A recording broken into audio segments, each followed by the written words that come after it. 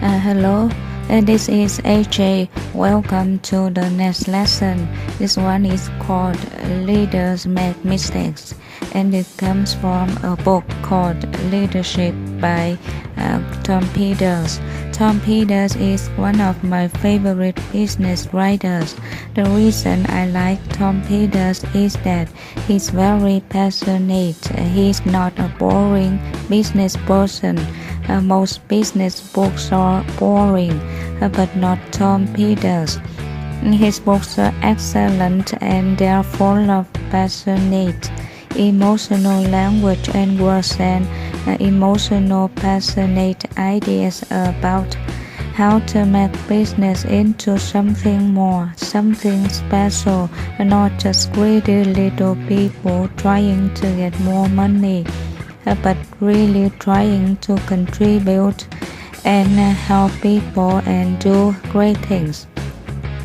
So that's what Tom Peters writes about, and is why I really like him. He's got a great website, tompeters.com, and he's got a lot of great books. And this book that I'm talking about today is called Leadership. And there's a little section, and the section is called Leaders Make Mistakes.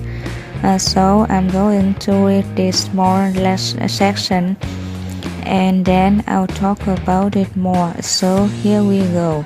Leaders make mistakes, and they make no bones about it. On the wall of my writing studio in Vermont hangs a quotation by David Cowley, Fall Faster, Succeed Sooner. Next to that quote hangs another by Diane Arbus, who told her students, "Learn not to be careful." In blessed times, leaders may think that they have all the answers. In turbulent times, leaders must have the best questions that encourage others to undertake voyages of mutual discovery. And the essence of that process is letting people screw up. If you try new stuff, you screw up.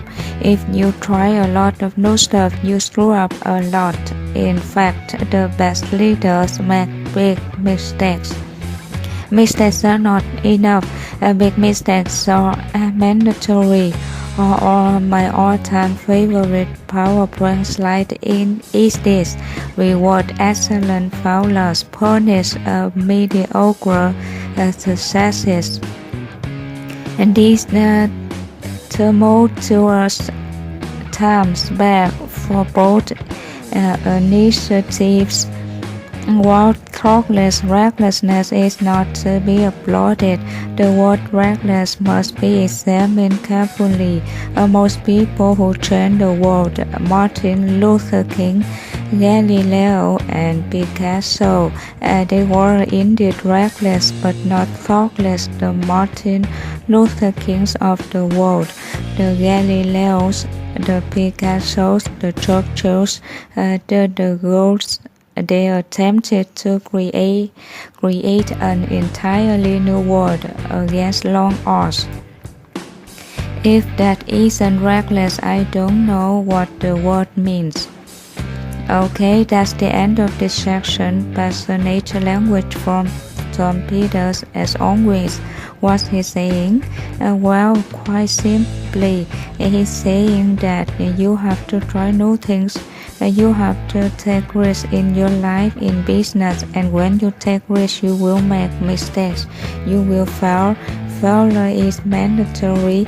Mandatory means required. It means you must do it. You must make big mistakes, because without big mistakes, you will never have big successes. And he's saying that the essence of succeeding is failing. The people who succeed the most, the people who become the richest, or the companies that do the best, it doesn't matter what area of life. and they're usually the people who have the biggest mistakes, because they're always trying new stuff. They're always trying to do something much better, much bigger and much more interesting, and many times they fail. Many times they make mistakes, but they don't stop. They don't cry, I made a mistake, I failed. They learn from it. They look at the mistake, they learn, and then they try something else even better, and they keep doing that process again and again. They try something great, they fail, they learn, they think about it, and then they try something else great. It never ends. Tom Peters says that is the process for huge success. That is the process that all leaders must follow. Leaders must make mistakes, and leaders must encourage their people and their team to make mistakes also. I love this because it's absolutely true. It's what I follow in my own business. I've made so many mistakes when I started Focus English. When I started the company, we started as a small membership site, but then that didn't work. It was a failure, it was a big failure, so we quit, and then we tried something else. We started recording the lessons and selling the lessons as a bundle, as a group, and then that worked, but our first website was really ugly, so then eventually we improved the website and then our lessons. When I first made my original lessons, the sound quality was not too good. I didn't have any money, so I had to record them in my apartment. But now we're in a recording studio, and these have a much better, higher quality sound. It's the never-ending process. As long as you try something new, as long as you try to be different, you're always going to make a mistake. Unfortunately, in school, people are taught to be afraid of mistakes. What happens in school, if you make a mistake, you get a big red X, and you fail your test, you fail on your paper. You get a bad grade, you get criticized by the teacher, you get in trouble with your parents. All of school is focused on teaching you to avoid mistakes. As you screw up going to school year after year, you were taught again and again, don't make mistakes. Don't make mistakes. Don't make mistakes. Don't try something new. Don't be different. School taught you to fail in life. They taught you not to fail on tests. They taught you not to fail at small things, but that belief will cause you to fail in your life. It means you never improve very much. You never be special. You never do anything great if you're afraid to make mistakes. If you want to have a great life, you absolutely must make mistakes. And if you make big mistakes, you have a big, fantastic life. It doesn't matter if you like it, that is the truth. So you need to learn how to screw up, and you need to learn how to accept it and learn from it and do it again and again and again. That's Tom Peters' message. It's also my message. So please don't be afraid of mistakes. Mistakes are fantastic. That's why on our forums and in our master member site, I always tell people, write on the forums and communicate. Never worry about mistakes. I want to see mistakes on those forums. I like the students who write on our forums and they have mistakes. I like it. Why? Because most members never write anything. Because They're afraid. Most members do nothing. They never contribute. They never write anything. Because why? They're afraid.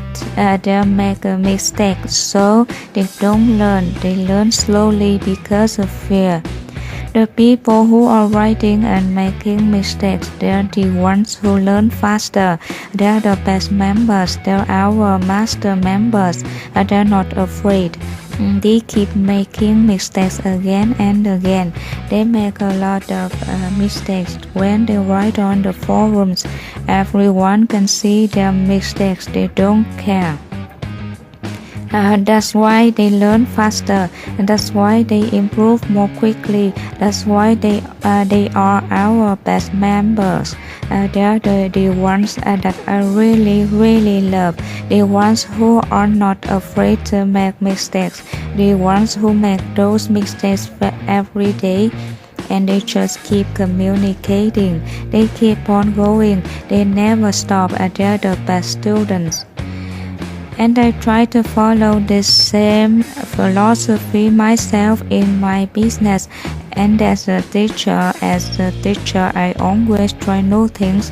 When I was teaching in the classroom, I was always trying new activities. There are no approaches, new methods, constantly trying them. Most of them failed. Most of the time, the students didn't like it.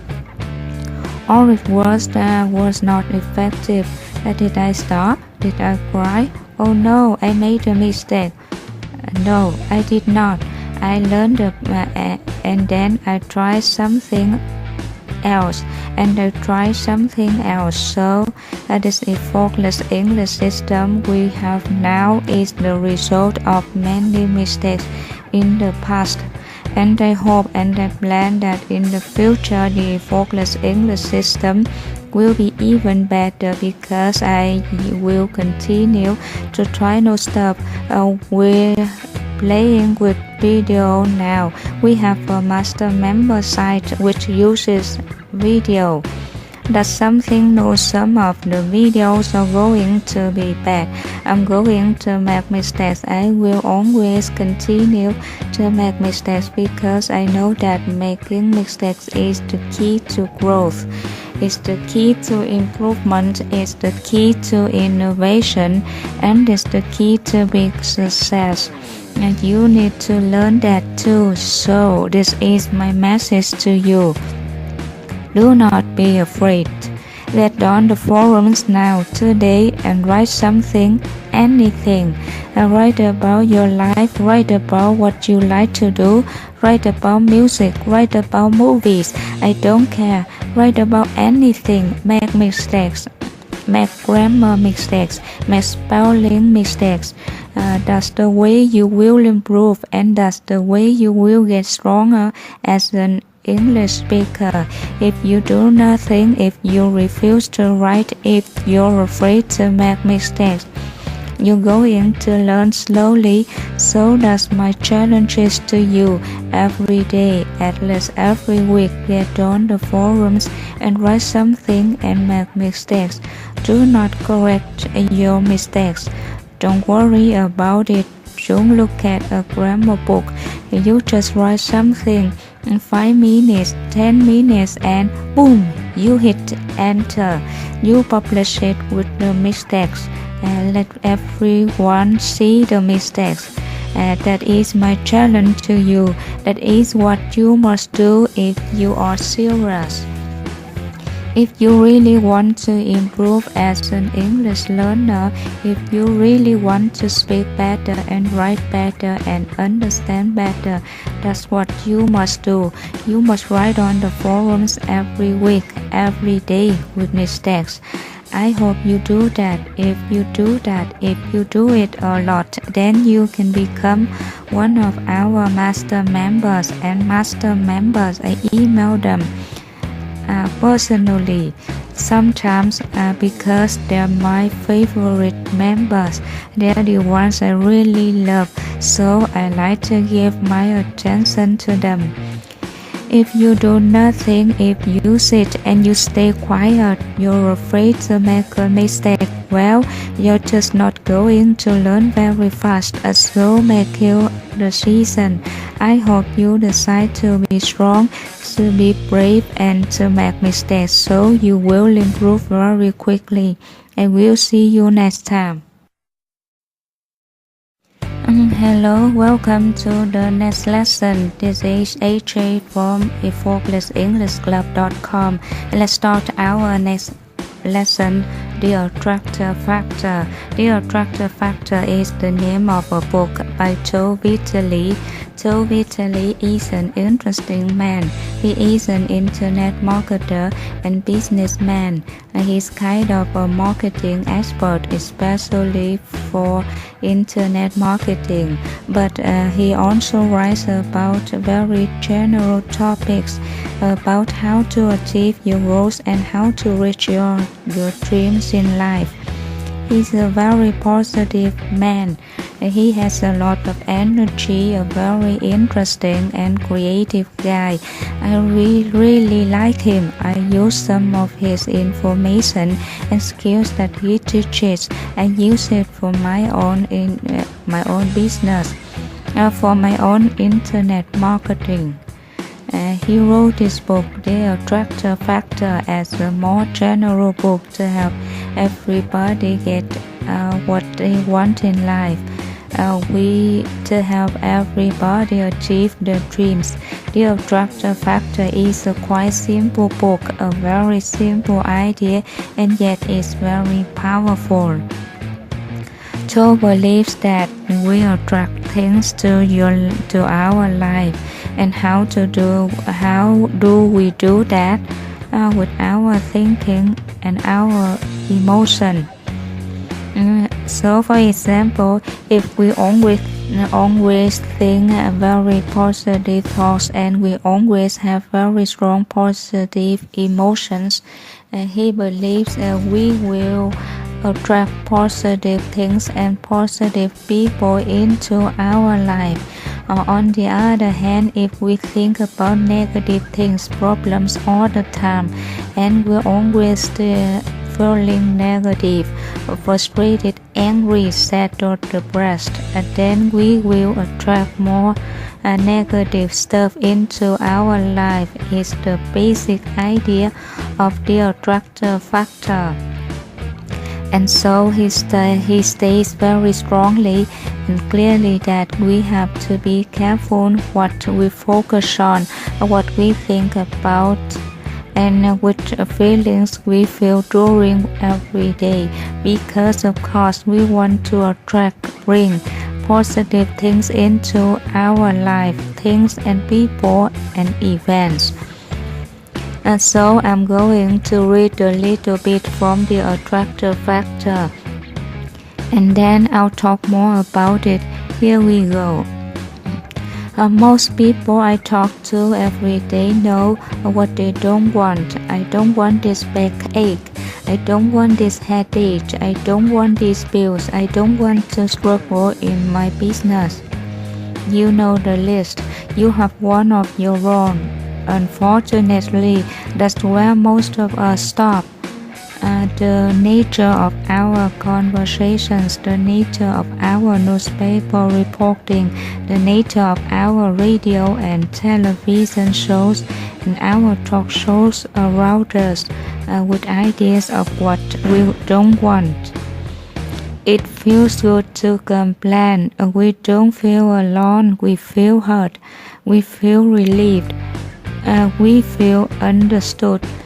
Sometimes we even get answers that make our problems easier. But what we don't realize is that we are activating the attractor force in a negative way. When we say, I don't want these bills, our focus is on bills. And the spirit of life will deliver whatever you focus on. So if you're talking about your bills, you get more bills, and you are attracted by spending energy on it. Most people live on the level of fear, as Eleanor Moody wrote. Let us remember that fear is only wrongly directed faith. We are having faith in things we do not want rather than having faith in things we desire. Again, and this is the level most people live at. It isn't bad, it just isn't very positive, and it probably isn't getting you the health, wealth, or happiness you want. Unfortunately, we seldom take this process to level 2. It's the rare person, it's the special person who will stop complaining, stop fighting, and stop feeling alone enough to focus on the opposite of what they are experiencing. And yet this level brings miracles and the manifestations that we want. Knowing what you don't want is the springboard to your miracles. It's the springboard to knowing what you do want. Knowing what you don't want is simply your current reality, and current reality can be changed. So it's important as the first step to remove negativity.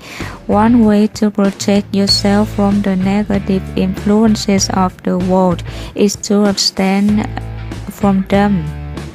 I remember how Hạnh can feel forbade any negativity in his office. I love the idea. I don't watch the news or read the newspapers, because after a while you begin to see how you are given only one-sided and very negative news.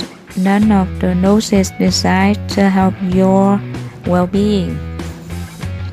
But you also have to watch your friends. The people all around you will share the views of the world with you. And sometimes it's not easy to separate the views from your view. If your friends are very negative, you must be very, very careful. Okay, that's the end of the section from the Attractor Factor by Joe Vitale. And so he's really just talking about negative thinking, negative focus, and Joe Vitale and many others talk about the same very basic idea. You get what you focus on. If you focus on problems, you get more problems. If you focus on being poor and you stay poor. If you focus on not having enough money, you continue not to have enough money. Thinking can create reality is the idea. What you focus on becomes real and stays real. So he's saying if you focus on negative things, you get more of those negative things. So what's important is to change from negative focus to positive focus. For example, don't focus on being fat. You say, oh, I'm fat, I don't want to be fat, I don't want to be fat, I don't want to be fat. You will attract more fatness. You stay fat. Why? Because you're focused on fat and you're focused on being fat. But you have to change that a little bit and make it a positive focus. For example, you say, I want to be strong, healthy, and thin. It's a small change that's really easy to do, but it will make a big difference. So you start focusing all your mental energy on being strong, healthy, thin, strong, healthy, thin. Strong, healthy, thin, and that's what you focus on. As you focus every day, every moment, every hour, every minute on being strong, healthy, and thin, and you will attract strength, happiness, and thinness into your life. In other words, your brain will start to find solutions. Your brain will take the appropriate actions to get what you are focusing on. So be very careful about this. It's okay as the first step. Step 1. Decide what do you not want.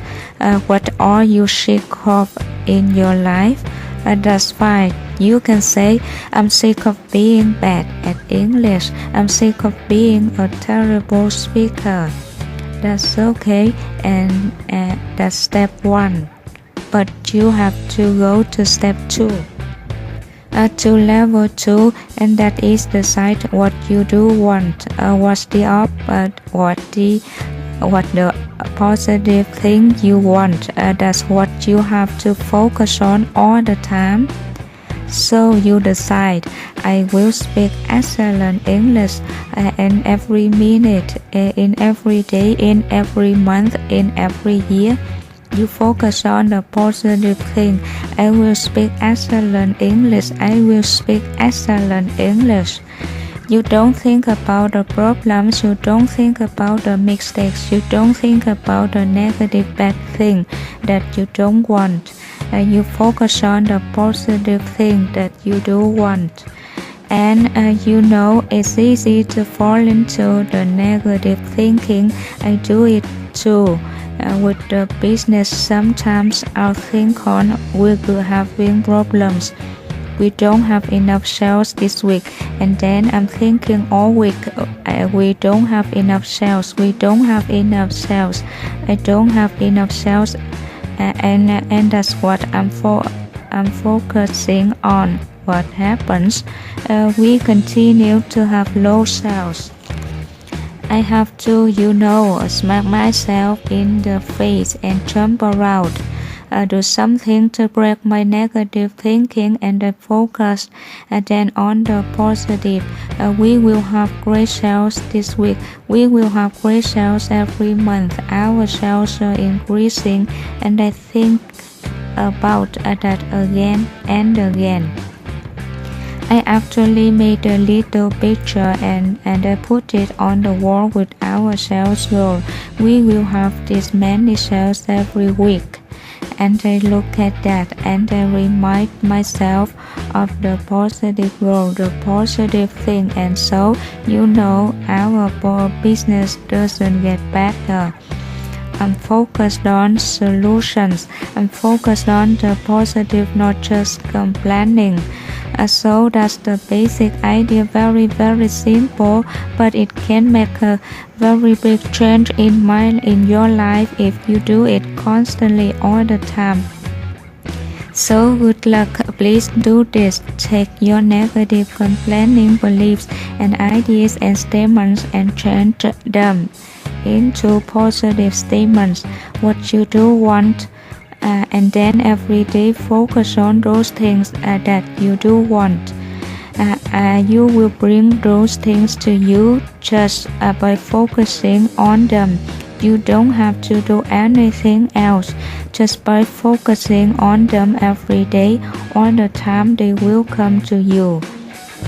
And that is the end of the Attractor Factor by Toby Daly. See you for the vocabulary. Hi, this is AJ. Welcome to the next lesson. This one is called A Healthy Heart, and I'm going to talk about again a section from A Healthy at 100, the book A Healthy at 100 by John Robbins. I've already talked about it a little bit, and I'm going to talk about a different section this time.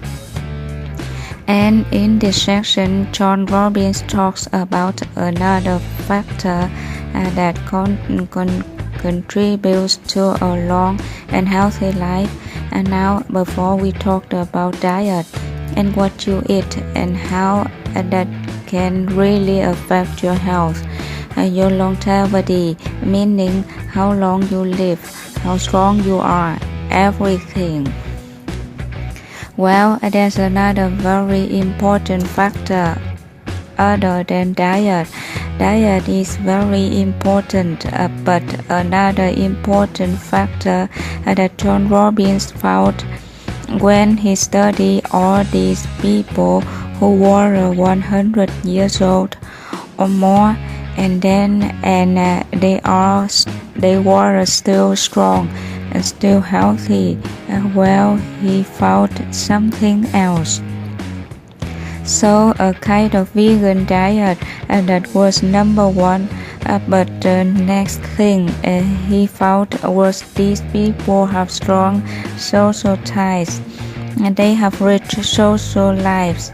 It means they're not alone. They have friends, they have family, they have communities. They're connected to other people in many ways. And so what he found was that emotion and love and caring and connection were equally important to diet and exercise. They're both very important. So let me read a section from his book, the same book, Healthy at 100, and then I'll talk more about it. Here we go. We cannot live for ourselves alone, wrote Herman Melville. 1,000 fibers connect us with our fellow man. Perhaps this explains why we are often moved by people caring deeply for one another. There are also medical implications to whether we think of others or only of ourselves. As Larry Selwich found when he conducted a most unusual study. He is now the director of research at California Pacific Medical Center's Institute for Health and Healing in San Francisco. Dr. Selwich taped the conversations of nearly 600 men. About one-third of these men were suffering from heart disease.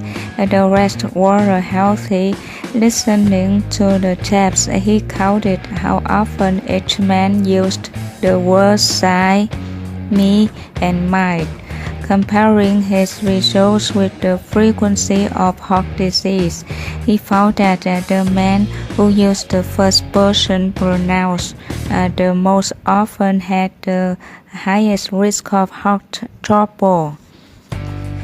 What's more, by following his subjects for several years thereafter, he found that the more a man habitually talked about himself, the greater the chance he would actually have a heart attack, apparently counting the times a person said, "I was an ingenious way to quantify self-absorption.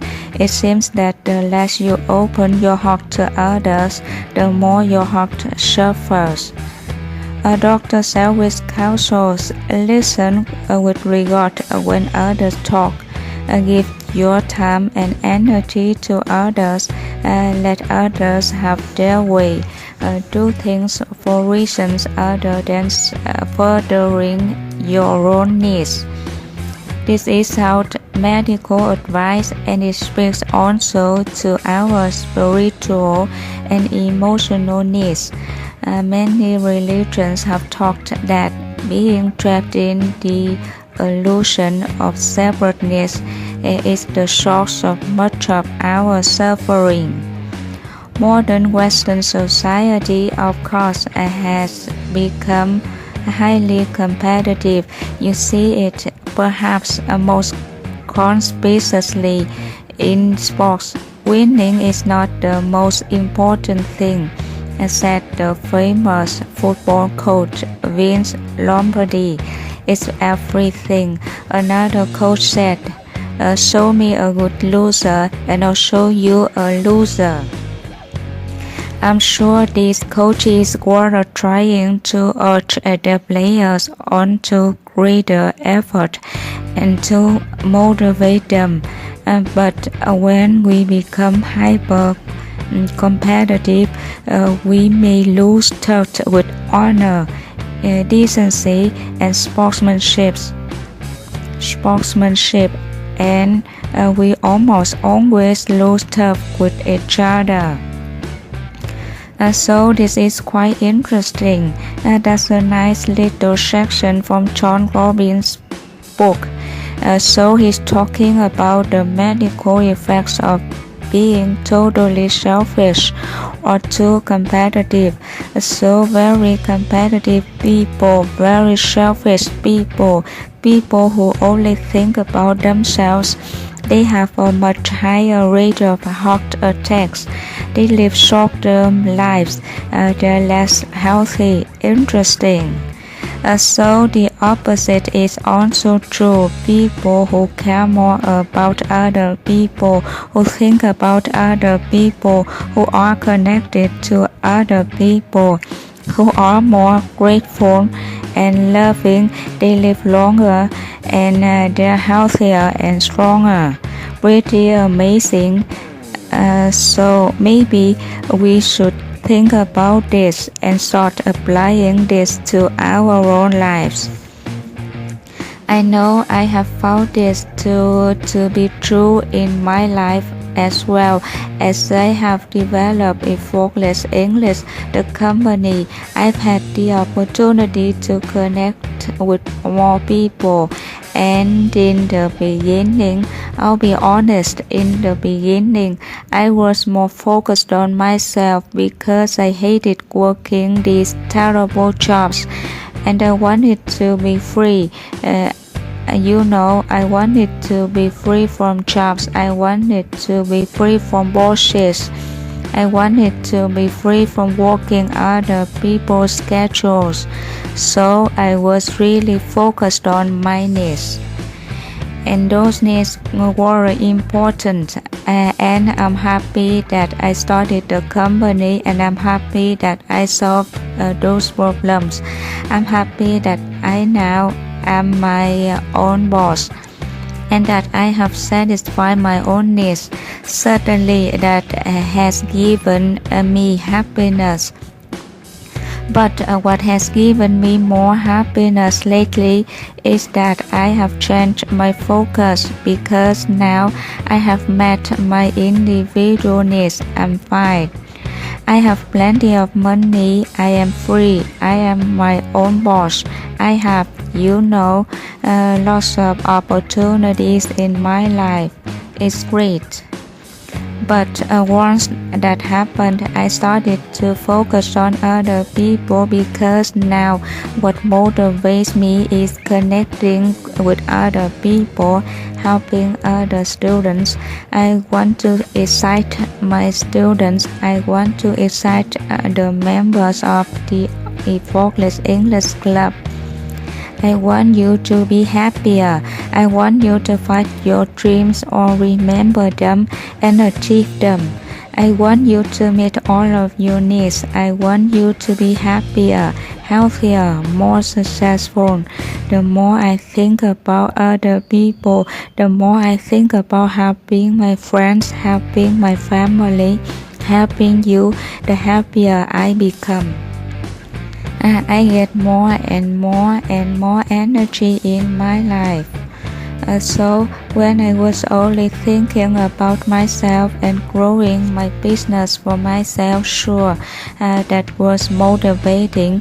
It was definitely inspiring for me. But now I'm at a much higher level because now I'm thinking about other people.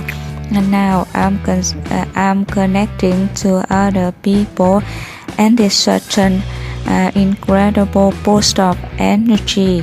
It's so much higher than before when I was just focused on myself. So I encourage you to do the same thing now. First, you must meet your own needs. You cannot ignore yourself.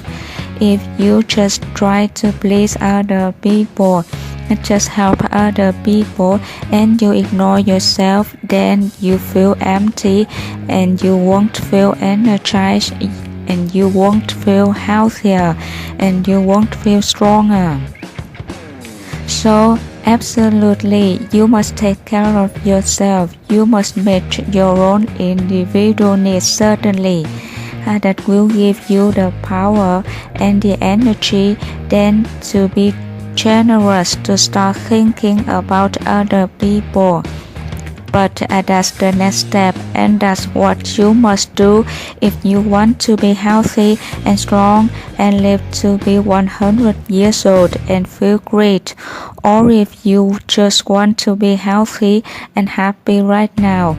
Start thinking about other people.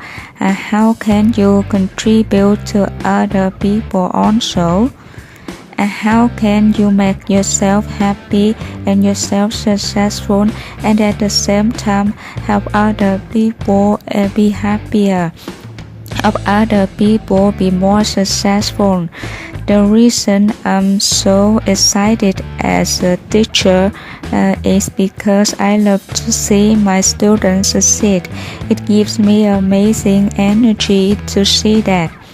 And now sometimes, for example, I've had a bad class. Maybe I come to a class and maybe I have a bad lesson, or it's a bad day for me. I don't know, and something happens. And I'm teaching the lesson and I'm trying hard, but I'm looking at the students and the students are not responding. They are not learning, they are not excited, they are not having fun. And what happens to me? Oh well, my energy goes down. I feel terrible even if it's not me. Maybe it's the students, maybe they're just not motivated, or they're lazy or something, I don't know. But when that happens, I feel terrible. Even if I'm making money, it doesn't matter, I feel bad. Because I'm not contributing to them, I'm not helping, and that really bothers me. It upsets me, I hate it. And so that's why I try so hard to have a lot of energy to do everything I can so that my students learn and grow and succeed. Because when you succeed, I feel fantastic. It gives me so much energy and it helps me to succeed more too. There's so much more power when you're helping other people and when you see them succeed, and you know that you feel fantastic. It gives your life incredible meaning and energy and passion and health. And so that's why I want you now to think about this. Think about all the goals you have in life. Think about all the dreams you have, all these great things you want to do or be or accomplish. And look at them and then think, how can I also help other people by doing these things? If you want to be rich, great, be rich and think about all the great things that being rich will, give to you. That's fine. But also think about how will you help other people by being rich. How can you contribute to your friends, your family, to your community, to the world by being rich? How will you help other people also? Or your goal of learning excellent English speaking fantastically well, being a fluent English speaker, and now you thought a lot about strong, powerful, compelling, emotional reasons for yourself and why you want to learn English, how it will help you, how it will help your life. That's great. Well, now I want you to go to the next level, the next step. And I want you to think very carefully. How will English fluency help other people? How will you use it to help other people? I'll give you a great example. Our number one member right now is Inka on our members forums, and she is fantastic, and her English is excellent. She is a fantastic student. She has gotten a lot of personal benefits from speaking English very well. For example, she wrote about a big success she had because of English, where she helped her friend and business partner get a new contract. And they both are succeeding, and the company is doing really well because Inka could communicate so well with English. So she's made more money, and she's succeeding with business because of speaking English well. But here's the thing about Inka. She's not focused just on herself. Because even in that story, when she wrote that story, she focused mostly on how her friend benefited from her English speaking, because her friend got this great new contract for the business, and her friend is going to make more money. Her friend is going to be more successful, and that made her feel great because she helped him. Her English ability helped her friend get this new core customer, helped her friend build his or her business. But that's not all. Inka constantly helps other members on the forums. She's always answering questions whenever somebody needs help. Whenever somebody is discouraged, Inka is there giving them encouragement, giving them advice, giving them answers. She starts topics where she answers questions for other members. If they don't understand a lesson, she'll help them. And we have a lot of members like that. It's not just Inka. We have several members like this. They're contributing, they're helping other people, they're using their English skill to help other people be happier or more successful. They're using their English skill to help their friends improve their businesses. So they're using their English skill to contribute and connect with other people, to help other people, and that gives them tremendous power. And you can see their energy, you can see and feel their motivation, because they're not just learning for themselves, they're learning for other people too, they're helping other people too. And that's why they are the top members in our club. That's why their English improves so quickly. That's why they have such high motivation. So whatever your goals are in life, I hope that you will add this other level, this other step, and think about how can I help and contribute to other people while also helping myself. And that is the end of the healthy heart lesson. I will see you next time.